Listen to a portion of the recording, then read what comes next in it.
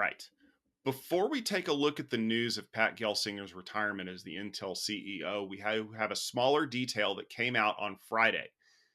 I say small, it's $7 billion worth of CHIPS Act funding that Intel is set to receive now has a little bit of a rider on it because it means that Intel has to maintain control over their foundry operations. Intel must retain 50.1% ownership and or voting rights in the foundry business, either by owning it directly or if the foundry business is spun out into some kind of situation. The move is seen as a way to ensure that Intel just doesn't take the money and run, so to speak, and continues to invest in those foundry operations over the long term. Stephen, is this a shocking restriction that the government is putting in place on this money, or is this just one of the things that we kind of expected we were going to see anyway? Yeah, this is absolutely anti-shocking. This is exactly what we thought, or what we might have thought if we had thought about it, would be included in that funding. Essentially, the U.S. government is making sure that anyone who receives CHIP Act cash, especially Intel, is going to actually use that to achieve the goals of the program, which are to improve the availability of high-end chip processing and fabrication here in the U.S. The specifics of this, though, were just revealed on November 27th. The filing says that in the event of a change of control, Intel must retain 50.1% ownership or voting rights on the foundry business. If the foundry goes public, no single shareholder, apart from, I guess, Intel, can hold more than 35% of the stock.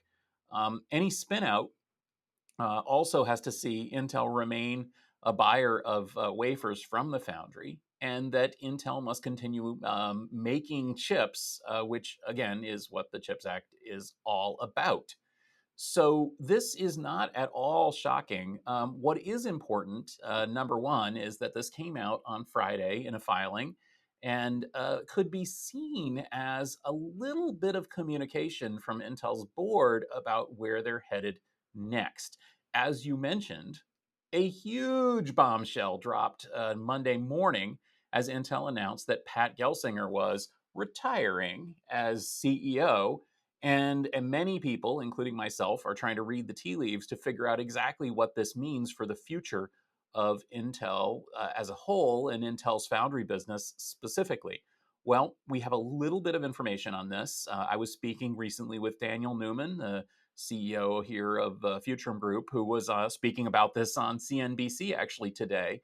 And he agrees that this is not at all surprising, but this is in fact what we would expect to see here. And it does give us a little hint of what may happen. In other words, Intel may indeed have an IPO for the Foundry Group. They may try to spin off part of it to outside investors, but they certainly won't be breaking up the company. Also, another thing I think that Daniel points out, there's been some rumors that maybe TSMC would buy Intel or the foundry business. Well, number one, that ain't happening, at least according to this CHIPS Act funding. But number two, that ain't happening because it really wouldn't achieve anybody's goals in this entire situation. So anyway, all this is to say that Intel is very not likely to be fully spinning out the foundry business, a la AMD and Global Foundries.